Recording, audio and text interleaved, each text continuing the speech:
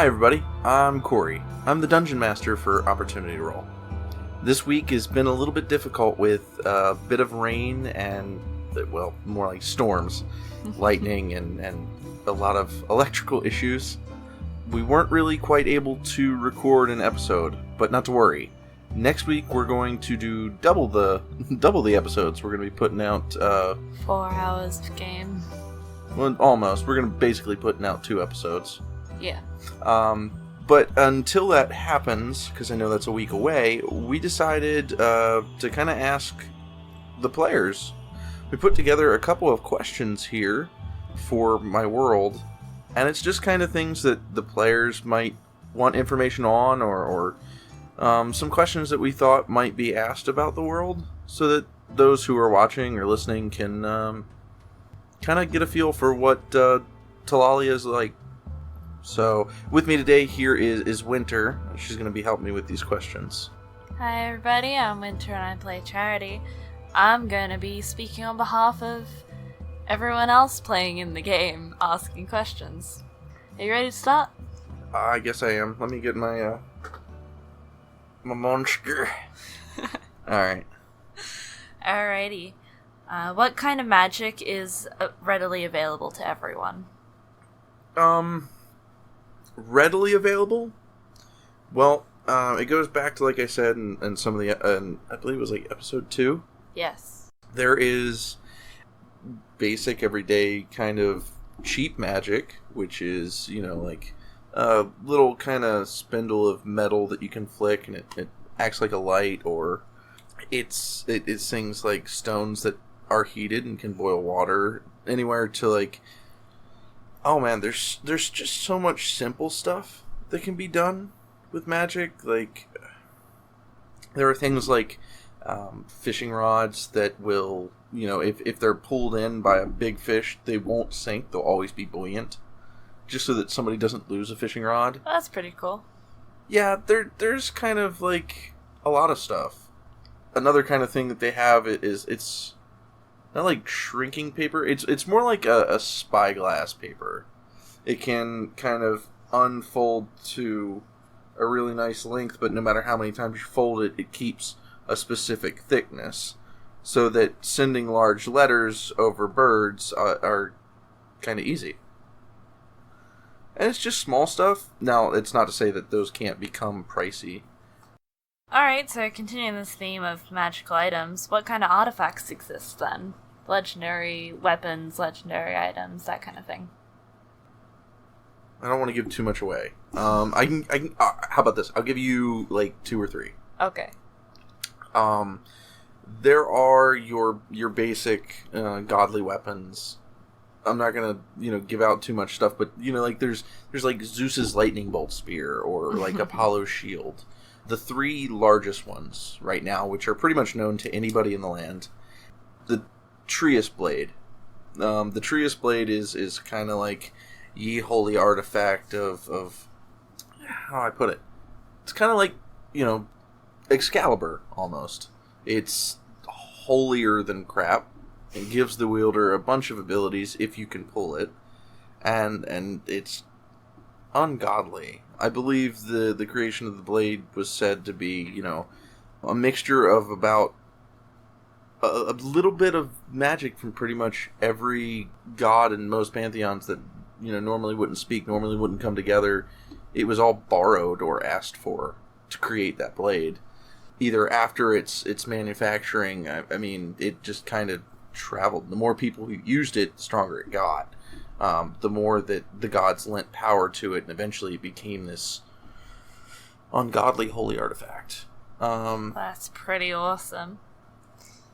It's it still has its drawbacks. If you're not worthy to wield it, chances are just holding it will drain you dead. So it's not for the faint of heart to touch.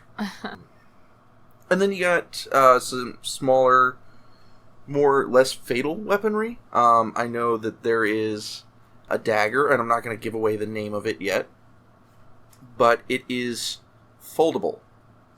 Literally foldable.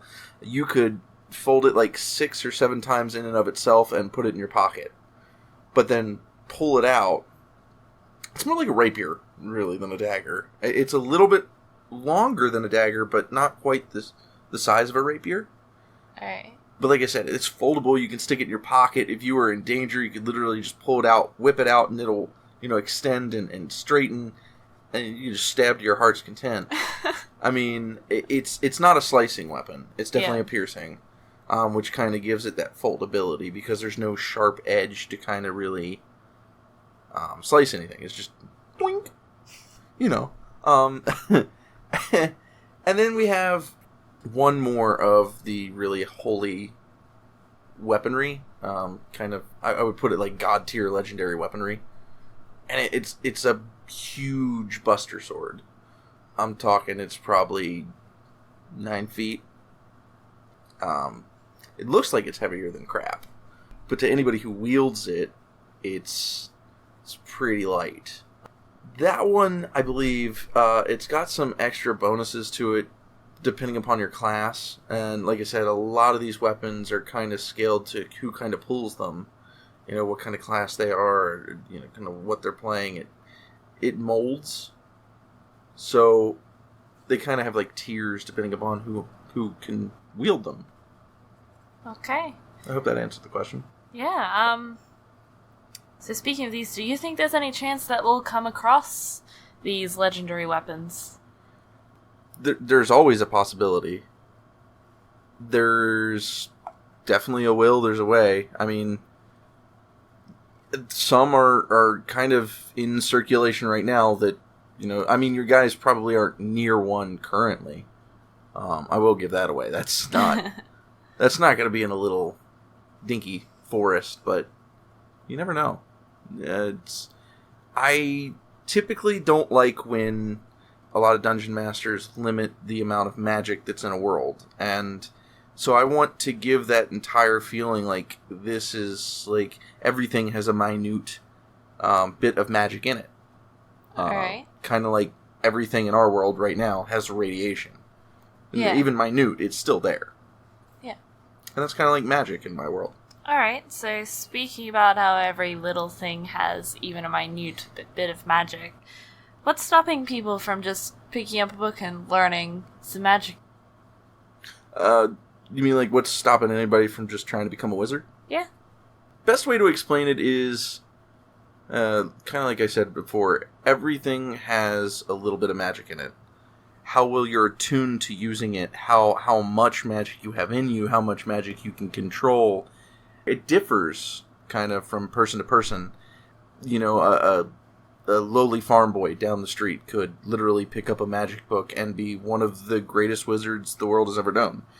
And then just 2 doors down, this wizard who spent most of his life studying and practicing and rigorously training himself to learn magic could barely be able to get the prestidigitation spell out. Each person's different. Alright, well that's really cool that you've added that little detail.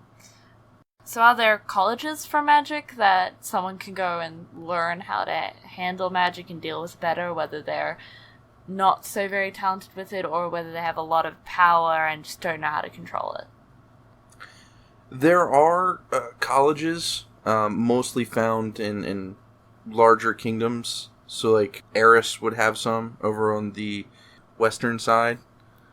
Down south, you could find Graydon, which is one of the largest kingdoms on Talalia, the biggest continent. It's definitely got at least 2 or 3 schools in it. And to the east, you've got one of the biggest kind of colleges there is. It's the Bardic Greenwood College. Now, it's not just for bards. It's just named after a bard who found it. Alright. Professor Greenwood. So it's only a bardic college in name. It teaches all kinds of magic. Yeah, even as far over to like druids. Now, of course, they're not going to stay for classes. Druids are nomadic people, but a lot of druids might stop by, collect a couple of books, and then move on. It's kind of like a library for some people. Alright, and would you say that's the best magic college if you wanted to learn? It is the most renowned. It's like there's no official paperwork that says, hey, we are the best school. There's no official test that was like, our students are top notch, but everybody knows that, like, if you want to learn magic, if you want to learn anything, that's the place to go. Pretty much. Okay. So speaking of education then, what kind of education systems are available in Talalia? How much do you know about dirt? Alright, so it's essentially just a free-for-all. There's no, like, structured, you start school at this age, you go to a class, and you come home, kind of thing, like there is in this world. Well, and it's mostly, like, alright, so there are teachings for kids. There are things as like, teachers and stuff like that, but they're not the way we expect them to be out in our world. Like, they teach you math, sociology, English, all that kind of stuff. They'll teach you the basic of common. They'll teach you how to read and write it. If you're lucky and your teacher's good enough, they might know a second language. You might learn a second language. You'll learn basic math. 2 + 2 = 4. 7 + 8 = fish. That kind of stuff. 7 + 8 = fish. Alright. Yeah. There you go. You guys heard it here first. 7 + 8 = fish. Tell your teachers. So what do most people know or believe about the world and its origins? Most people, I don't know. Can we kind of narrow that down? What do you mean by the origins? Well, let's say that the world we're in started with that Great War between the Titans, because I'm assuming that during that Great War, no one really kept records about anything before that. That's where you'd be wrong. Oh, really? The Great War was the climactic ending of basically the race wars in the world. Okay. Like I said in episode 1, when I kind of explained the beginning of the world, and I don't want to go over too much because then I sound like a broken record. They just didn't really see eye to eye. Now, each of these people have writings of the way the world was before it broke. Alright. It's... So does everyone have a different version of that then? Or does everyone have roughly the same access to texts and can make up their own mind about what it was like before the war? There was my favorite quote that I heard, back in high school. It was, only the victors are the ones who write the history, right? Yeah. So the dwarves wrote their version, and of course they have it in Bravul. Yeah. And I'm sure the elves have their version of what went down before the war, locked away in Noveska. And the humans, of course, they're probably the ones that spread it around the most, that, like, the big war in their way, because, humans... are everywhere. Yeah! I mean, dwarves and elves are still around, and much like all the other races, they still exist. There's a plethora. I mean, there's still racism as far as it goes for the communities, but, I mean, it's not nearly as bad as when, a human would see a dwarf and kill it on sight, or an elf would see a human and just be like, you nasty, disgusting creature. Here comes a bow to your skull. Yeah. But, it depends who you ask. Each of them kind of have their own story, but it all kind of leads up to the Great War, which in any... how do I put it? They all have up to the Great War. The Great War is kind of simultaneously known as the end-all, be-all of that war. It broke the continent, and then the Titans just kind of disappeared. Alrighty, so speaking of the Titans then, what happened to them? Are we allowed to know? The Titans after the Great War. 2 of them were kind of lost to the sea after the continents broke up. One of them... let me rephrase that. Most people believe that 2 of them were lost to the sea. If you go by this, some people who say that there's also a 6th continent, some people believe that Titan is still there on the 6th continent. Okay. But most people believe that 2 of them were lost, and one was kind of on the edge of Talalia. I think there was a right hand of one of the Titans. So it was mostly lost to the ocean. However, the reason why you can't really see anything on the map of the Titan, which it would have been huge, it kind of got pulled apart. The races kind of scrapped it. Okay. The metal that was made for the Titans was very valuable, which is why, later on in the game you might find something made out of Titan metal. Alrighty. It's a very rare metal that can take magic in quite easily. It can be remolded very nicely. It's lightweight. It's great. It's basically what you get your +1 weapons out of, or your magical greatness of bullcrap. People make wondrous things out of this Titan metal. When the Titans were being made, they pretty much threw every artifact, every magical thing they could into them, and it really changed the metal that they used to be this amazing stuff. So it's very highly prized. Okay, that's really cool. Alright, so let's go off topic then. What are the different cultural regions? Where do races tend to... kind of be? Yeah, like do they all stay together, or is everything just a mismatch of everyone else? As far as cultures go... Okay, so the main kind of culture that stays to themselves would be Noveska.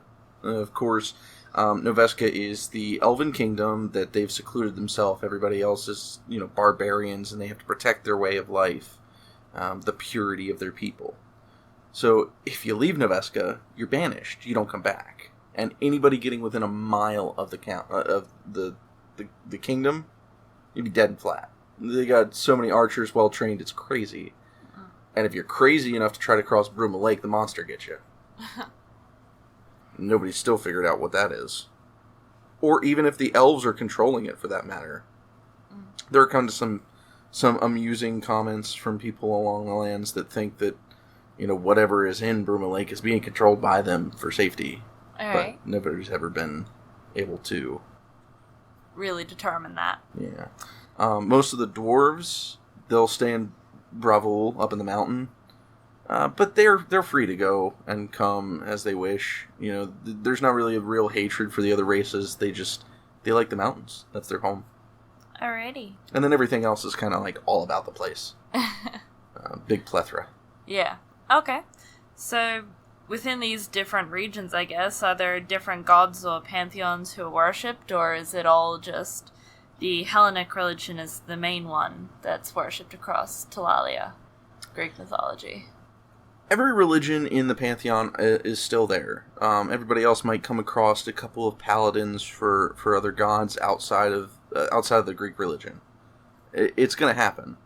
The reason why I've based it so closely on the Greek religion, though, is because I've read through a lot of Greek religion. It really fascinated me, and it was just something that was really interesting. Because the gods, they were very present in the mortal world. All right. Not only did they have people worshipping them, but they would answer them. And actually step down and meddle with everything. Pretty much, yeah. So they were the most likely to be able to answer. So I guess the races kind of noticed that, and they were just if I prayed to these people, I might have a better chance of getting heard and helped. Yeah. Or the fact something. that they know that someone is listening, whereas with the other religions, it's kind of a toss-up.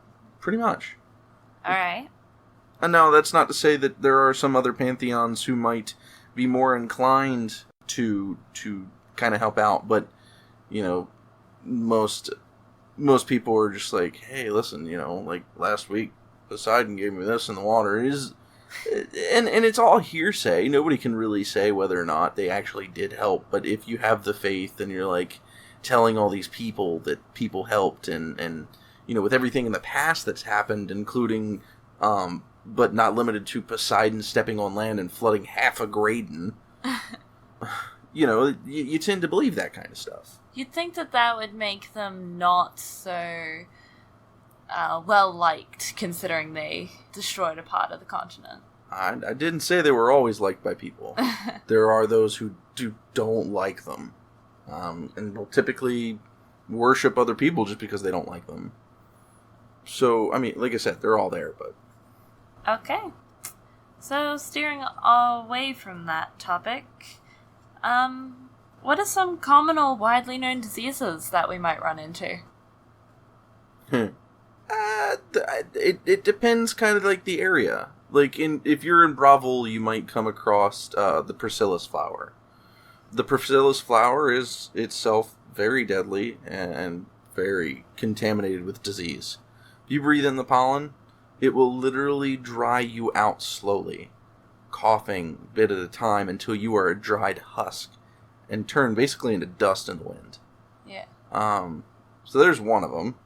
You got the Bogart's Blight, which is kind of from this really nasty, moldy fungus over in the Truma Swamp. And basically what that is like if you inhale that mold spore or kind of like take that in through your skin or touch it, it could very well start to create boils on your spinal cord and slowly erode you from the inside out with boils. It's really nasty. That's creepy. There's a lot more. That's just the top of the chart there. Okay, well, would our characters know about these and know to avoid these things, or...? It kind of depends upon the areas that you came from. Maybe you've heard tales and stuff, but whether or not you've heard them, I usually tend to typically let the dice decide. Okay. Alright, that'll be interesting if we get into those. Okay, what are some highlights of Talalia? Some places that are, like, on the must-see list. I gotta kind of look over here to the to the map. Bravo is said to have one of the most wondrous looks on the other side of it towards the ocean. It is made out of pure gold, diamonds, gems. When the continent was broken and everything kind of split, the dwarven homeland got split in half. And the dwarves, in order to fix it, decided, let's throw together whatever we could and make a wall. And kind of patch our big old mountain here. So it's like this huge miles and miles long stretch of one side of a mountain just being patched over by, like, amazing, beautiful gemstones and ores. Has anyone tried to steal those out of the wall? Yeah, good luck. What's happened to the people who've tried? Well, the dwarves don't take kindly to it. I'll tell you that much. I'm sure. It's basically stealing from their home, so... Other places to see. A lot of people say that if you go to Croca, there is a ceremony once a year that they kind of mess around with the creature of Brumalake. And they'll kind of like... How do I put it? Make a lot of noise. And kind of see if they can get it to rise to the top and notice them just long enough to get a glimpse of it. Okay. Thousands of people say that, after the kind of things that went on, they may have seen something on the water or something.